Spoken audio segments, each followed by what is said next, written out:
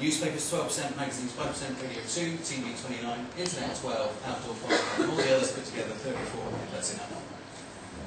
Newspaper ad market in 2009. World's largest newspaper market by circulation. Danielle mentioned earlier that the combined circulation of French national newspapers is 7 million. Well, the biggest newspaper in Japan has a national daily circulation of over 11 million. The second newspaper has a circulation of 8 million. It's a massive newspaper market. The newspapers tend to be delivered at home at about 4 o'clock in the morning, and the Japanese tend to read them at breakfast at home and then take them on the tubes on the way to work.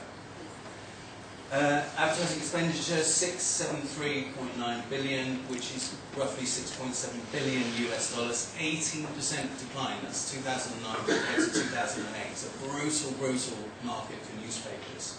Spending was up for cosmetics, fashion and accessories, which is normal in a downturn market. Spending was down for the large sectors, finance, transportation, classifieds, etc.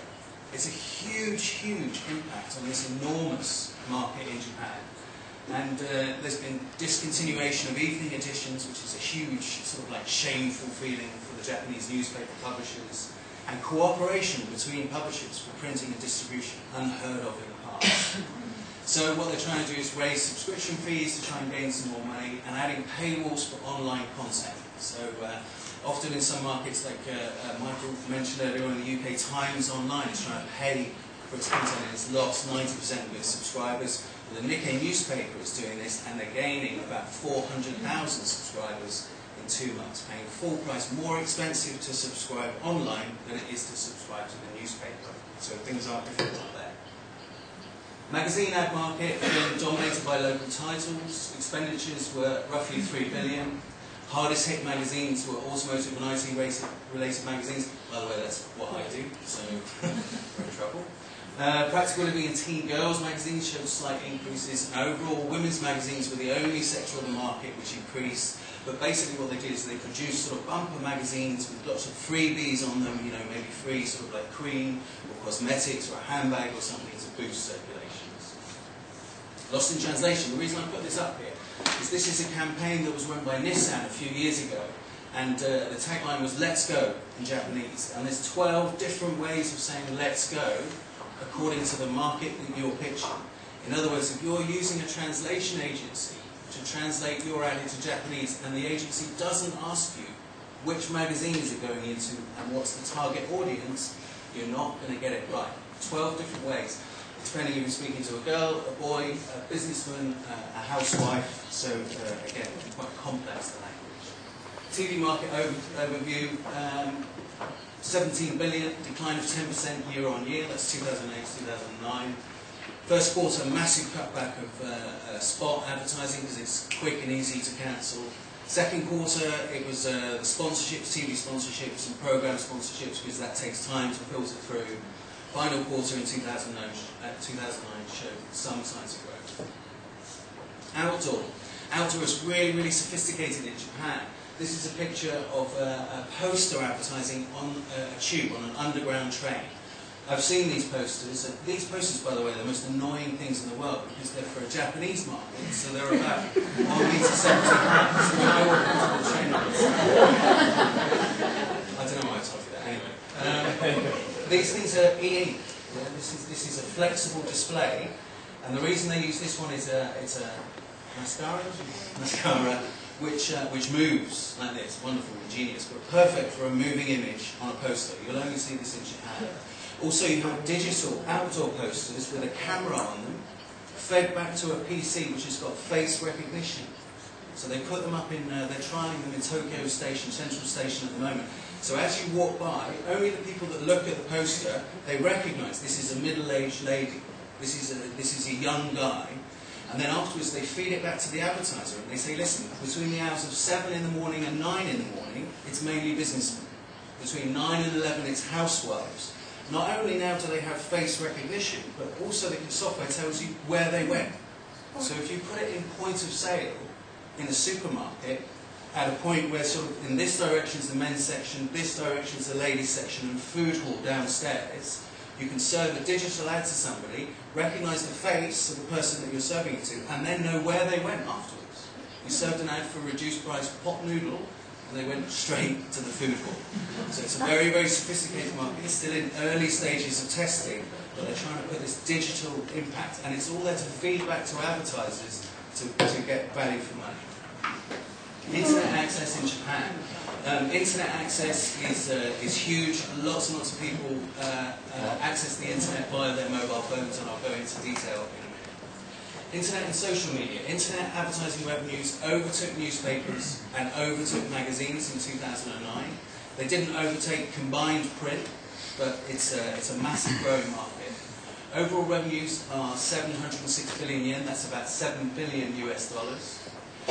Print publishers are looking to generate further revenues from online by putting paywalls, as I mentioned before. Mobile internet ad revenues represent 20% of that $7 billion.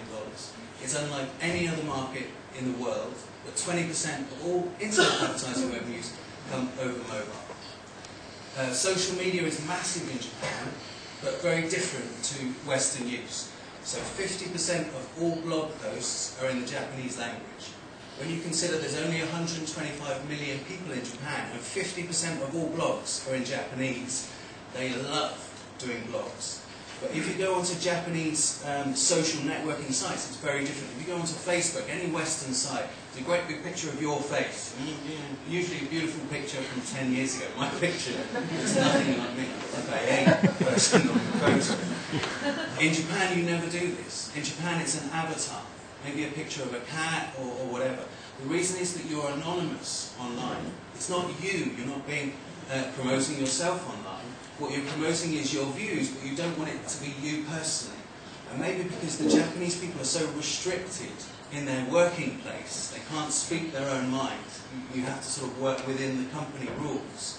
But online, it's their freedom, and it's their chance to express their points of view, but never as an individual promoting yourself. So there's no big sort of like superstars online with 500,000 friends. Pay for online content for newspapers is being introduced, and I think that's going to work. Basically because mobile content is paid for. It's really, really normal for you to pay for your mobile content. So transferring that onto normal PC access is not such a big deal. Okay, mobile. Size of the mobile market. In 2009, mobile market is gauged quite differently depending on who you're looking at. This is from Seed Planning Inc., which is a Japanese company. Basically, we think that in 2009 it was around 1.4 billion US dollars. The total global market is just over 3 billion US dollars in 2009. And I read, Michael, that the $1 billion mark was actually predicted that they'll hit it in 2012 in the US. Just passed. I saw in the news already. Okay. Anyway, absolutely massive market in Japan, and I'll go on and talk about it now. Secrets of mobile marketing success. Japan's got 3% of global mobile subscribers and 33% of global mobile marketing revenues. The reason is a huge number of fixed-fee mobile internet users. Think about it. Think about 10 years ago when you used to access the internet on dial-up. And think about now when most people access the internet on a fixed-fee broadband. Think about the content that you used to access. You used to do emails and maybe a little bit of news. Nowadays, you'll download videos and you'll do, it's much more sophisticated. That's one of the major reasons in Japan. Everybody pays, on average, $20 to $30 per month for their fixed internet fee. The average amount of money that a Japanese person spends on their mobile per month is about $70 to $80. $20 for telephone calls, $20 to $30 for their fixed internet fee, and $20 or so on online content. It's totally normal. Me and you, if we were in Japan, we'd be spending $20 a month on mobile content. Horoscopes, news, sport, whatever it is, comics are absolutely massive over the mobile. One of the major reasons why the whole business has grown is that the mobile website and mobile application engineers, the people that create the content, everything goes through the operator. So NTT Docomo, which is the equivalent of Telefonica Movistar, they own the consumer 100%. The consumer only does business with them. You don't go externally to a content provider. And the mobile operators kick back 90% of the revenues they take to the application producer. So the content people can really make money from it. If you look at iPhone, for example, which is where, outside of Japan, all the applications for mobile sit, Apple pass back 60–65% to the people that create the content. Yeah? Apple keep a whacking great chunk for them. In Japan, they've realised that they make their money from fixed revenue.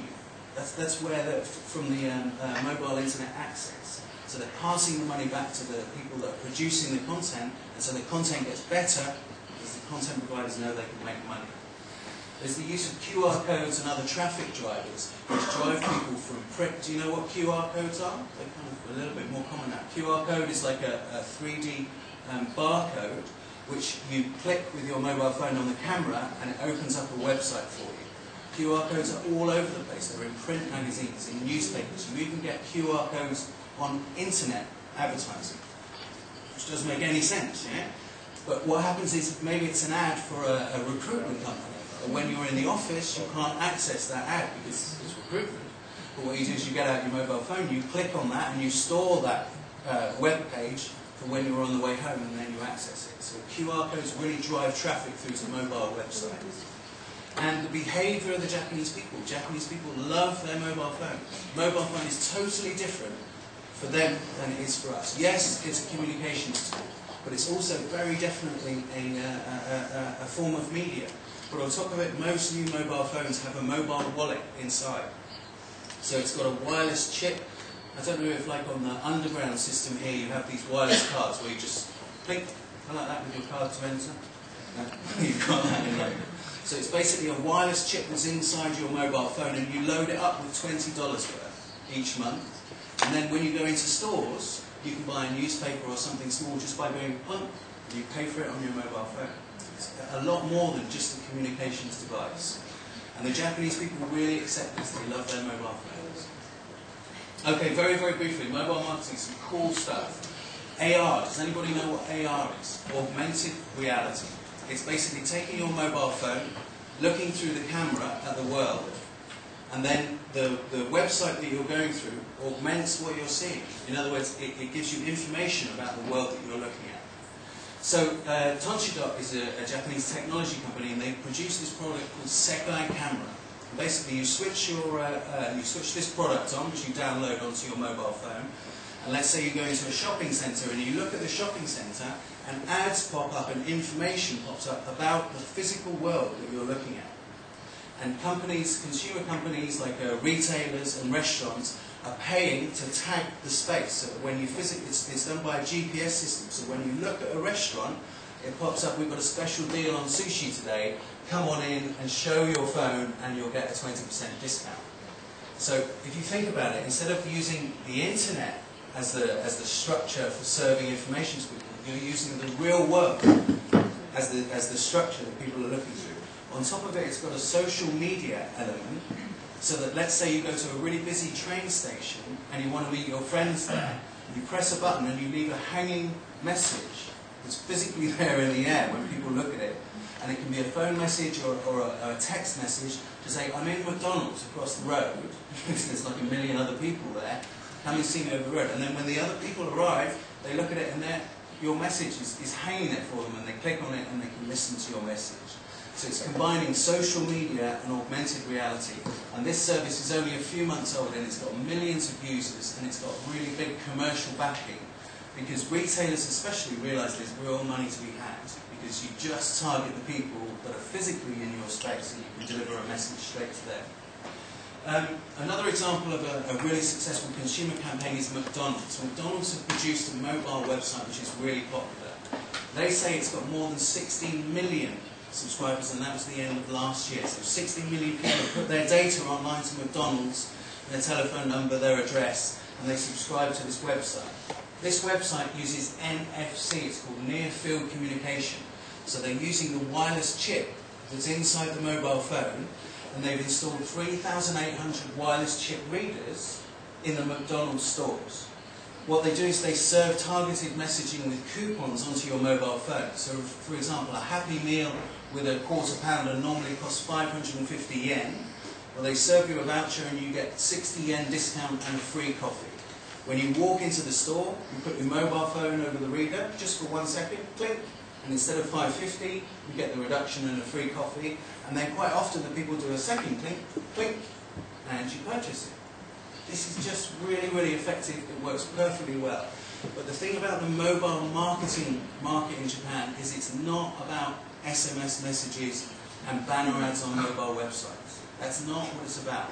It's producing content which is a value add for the consumer. And if you remember that almost all the consumers pay for their online content, if you deliver something to them that's free and useful, they'll subscribe to it and it really works. That's the end of my presentation.